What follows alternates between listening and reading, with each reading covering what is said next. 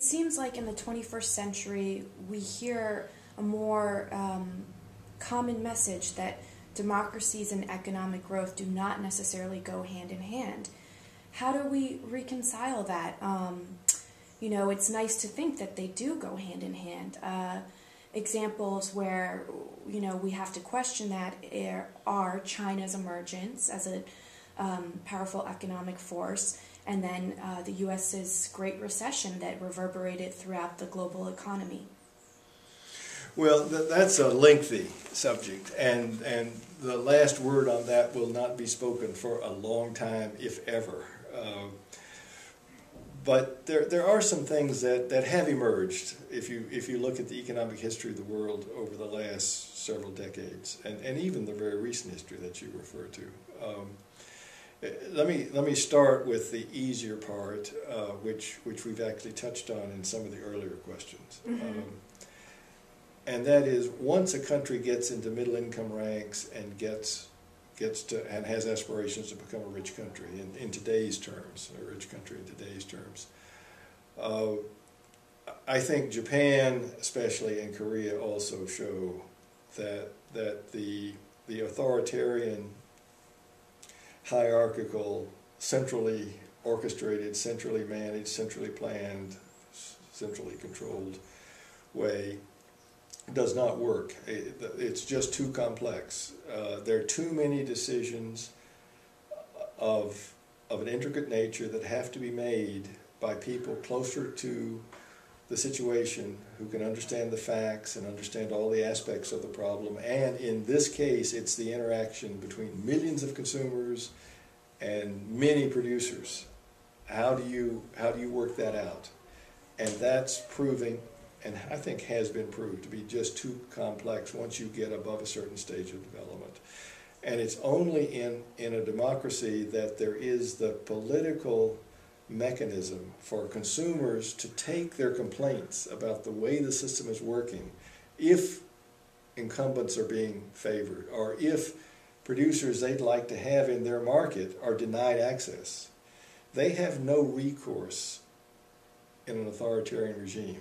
In a democracy, they take it to their representatives and say, we want this, that, and the other to change in our market. Now change the law or we're going to change you. And that's the way a democracy worked. And that's the political economy history of the United States, although that was much more intense 100 years ago than it is today. And it's been the more recent political economy history in Europe after the war. The same sort of thing happens, although it hasn't gone as far as it's gone in the United States, but it certainly has gone a long way compared to the situation in Europe, even in the 1950s and 1960s. The oligopolies and the monopolies have certainly dissipated in influence and importance. The issue really becomes pertinent, in my view, today for poor countries. It's very difficult to know. I think there can be good and bad examples of both. I mean, after all, for every China, there's a Zimbabwe, mm-hmm. where a strong man, an authoritarian, has just made a shambles of a country. Mm-hmm. And the people have suffered, and so it's just an awful situation for those people. Mm-hmm. Democracies are not always the answer either. I mean, there are problems. Democracies are potentially captive of certain special interests that cobble together a working majority, and one could even argue that happened in Japan right up until current days, with the LDP being continuously in power for almost 50 years after mm-hmm. the Second World War, and it was put in place by interests of a whole range of people, the retailers, the doctors, the construction industry, the small farmers. They kept the LDP in power, and in return the LDP granted them privileges and protections, so they didn't have to work hard to survive. The competition was relatively mild. So the difficulty for the poor countries is that democracies have to work pretty well to get way up. And we don't understand, I think, well enough what makes democracies function well. But one of the things that's pretty clear is that you do have to have a relatively well-informed population that is prepared to think for itself and make up its own mind about things, and when things aren't the way they think they should be, to feel they are empowered to take action. To have a strong civil society. Exactly. To act like that. And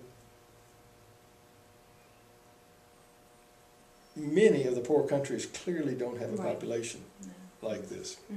So it just could be that this economic development path, although we haven't studied, certainly I didn't study nearly enough poor countries to draw any conclusions about this, but a hypothesis might be that, you know, we're in a roll of the dice game. Some poor countries are going to have authoritarian regimes that are enlightened enough, capable enough, serious enough, and honest enough, incorrupt enough, to get their countries out of the poor zone into middle income areas, where then education is developed to a greater extent, and in fact people learn through the economic development process how to do things on their own, how to think for themselves. Perhaps much of the training here is just in the way of life as opposed to in a formal education, but the way of life changes as economic development occurs.